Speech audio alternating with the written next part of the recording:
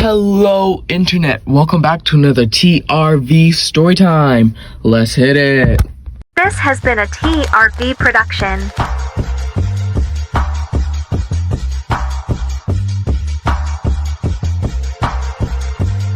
So I think everyone has had that one experience with their siblings, if you have any, and it's just like, I'm going to remember this for the rest of my life. Well, this story time is that experience. To set up a little background, I lived in this like big apartment complex neighborhood, I guess, with a bunch of different buildings with like 20 apartments each. So it was like a whole big maze. So it was like a mouse thing, you know. And me, my sister, and my mom's boyfriend's son, you would always just like go around hanging out and just walking around the neighborhood playing volleyball and stuff. But then one day we were playing volleyball in the street and these two little boys walk up to us. One's looking like the kid from Box Trolls, the other one looking like Miles Morales.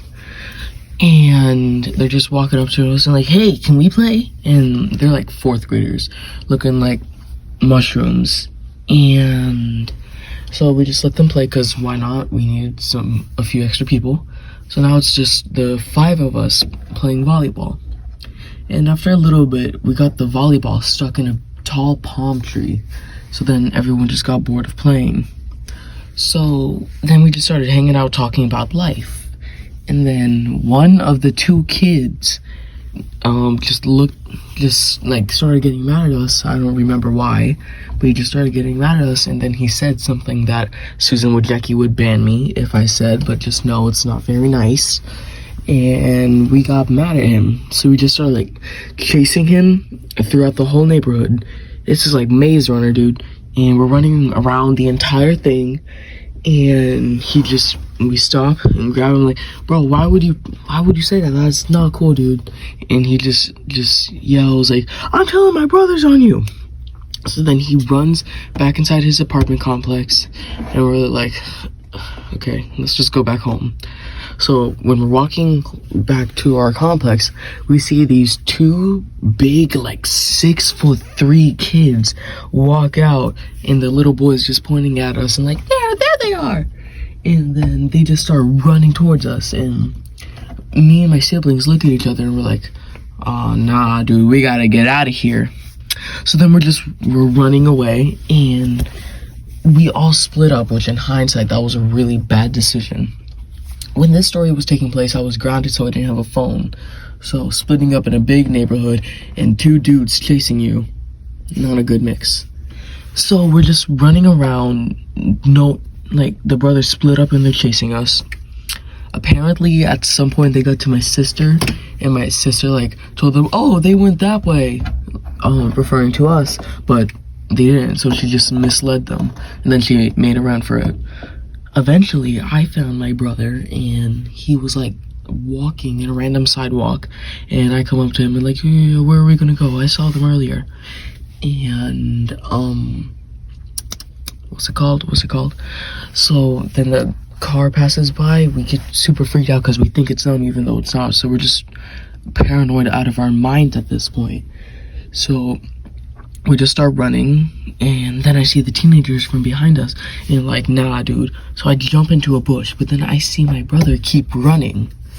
So now I know I'm a goner. So they chase him for a little bit, and then maybe like 20 minutes later, felt like prison. I was just hiding in this bush, and then I see the teenagers like from the corner of my eye walking on the sidewalk again. So I stand up, walk towards them with my hands up, and I just talk to them, sort the whole thing out, and we're cool. So then my sister and my brother show up, and I'm like, yo, I just saw them down there. It's fine, I sorted everything out. And they're like, oh, they're down there? So they just walk over and start yelling and like taunting these guys. So they turn around and they start chasing us again. But thankfully, we're really close to my apartment complex. So when we're running, we're able to like run up the stairs. I swear to God, I was going like 3 steps at a time. And when I got to the top, I saw my sister unlock the door, and I just run as fast as I can, and we get in there. And I see my brother in there too. So then we just eat popsicles and just reminisce on what just happened. And that was the first segment of the story. But there's more. So like maybe 5 weeks later, maybe more, maybe less, give or take, we're outside playing volleyball again, and we see the little kids. So we go up to them and like, yo, what's up, man? When are your brothers gonna come out to play again? Just like poking fun at them. And then this kid is like, oh yeah, I remember you guys. Yeah, I remember you. And then he swears us out again. But I feel like a guardian angel was watching us at that point and sent down a savior.